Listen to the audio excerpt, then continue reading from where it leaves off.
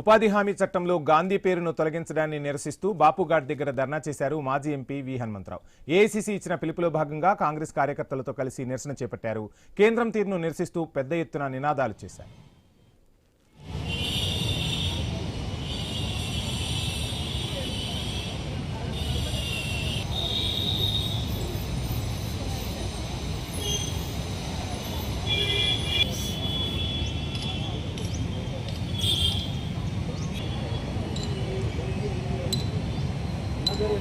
गांधी का